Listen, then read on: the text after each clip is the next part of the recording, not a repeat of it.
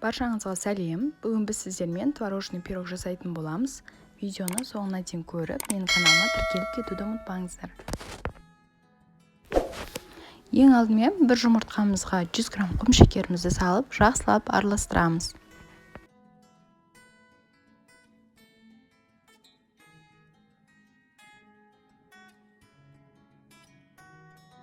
Келесі кезекте 100 грамм сары майымызды салып араластыратын боламыз. Достар, міндетті түрде сары майдан қосамыз, маргаринді қолданбаймыз.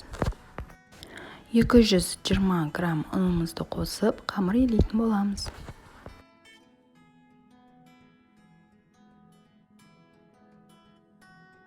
Өте жұмсақ қамыр дайын болады, жарты сағатқа холодильникке саламыз. Осы арада салмасын дайындайтын боламыз. 2 жұмыртқамызға 100 грамм құм шекерімізді қосып араластырамыз. Кез келген тағам жасайтын кезде сұйық затты бөлек, қою затты бөлек араластырыңыздар, сосын ғана бірге қосыңыздар. 100 грамм қаймағымызды қосамыз.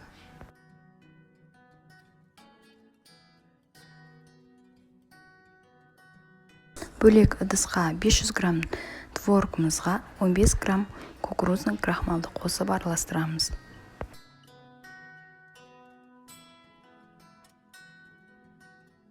Сұйық массамызды творогқа қосып араластыратын боламыз.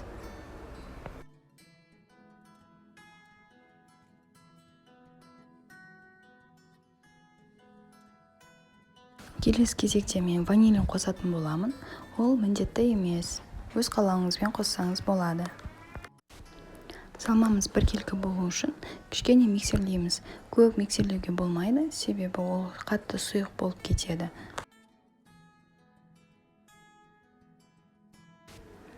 Диаметрі 24 кольцаны қолданатын боламын.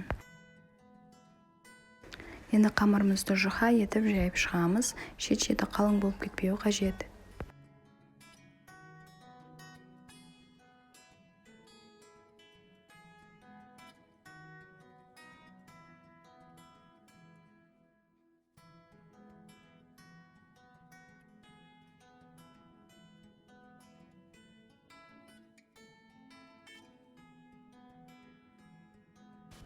Келесі кезекте салмасын құйып, біркелкі етіп жайып шығамыз.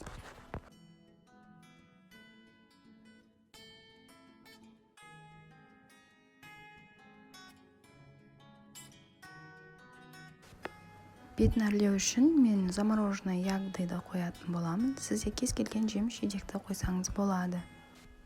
Пирогымызды 180 градуста духовкаға салып 40 минут пісіреміз.